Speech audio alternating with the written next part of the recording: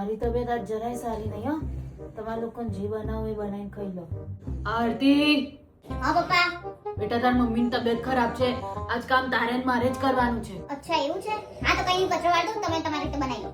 એના કઈ ખાઈ લઉં. આઈસ્ક્રીમ ખાઈ લઉં. હા, એની મમ્મી રસોડા નથી ને થોડી આઈસ્ક્રીમ ખાઈ લઉં.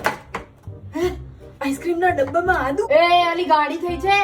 આઈસ્ક્રીમના ડબ્બામાં આદુ કોણ મૂકે? કુકરનું ઢાંકણું આજ છે કે બીજા કુકરનું છે? એ કુકરનું ઢાંકણું છે.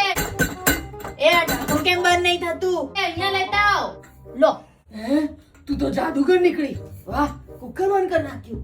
અલી હિંગ ક્યાં પડી છે? અરે હિંગ ત્યાં સામે જ પડી છે, જુઓ જરા. સામે જ પડે છે. વલી હોય વલી. હવે જીરું નાખવું પડશે. આ તો મારું બેટું ઉછાળશે. એ ભાગો ભાગો ભાગો ભાગો. અલા જીરું ઉડ્યું તો એમાં ક્યાં ભાગવાનું છે? શું આ લોકો? મારું રસોડું શું કરી નાખ્યું? અરે રે.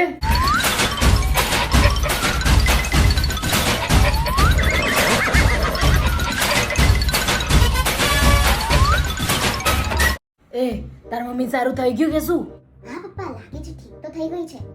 હું તો તને પહેલા જ કહેતો તો પથારીમાં પડી પડી નાટક કરી રહી છે અને આપણને કહે છે. હે શું બોલ્યા?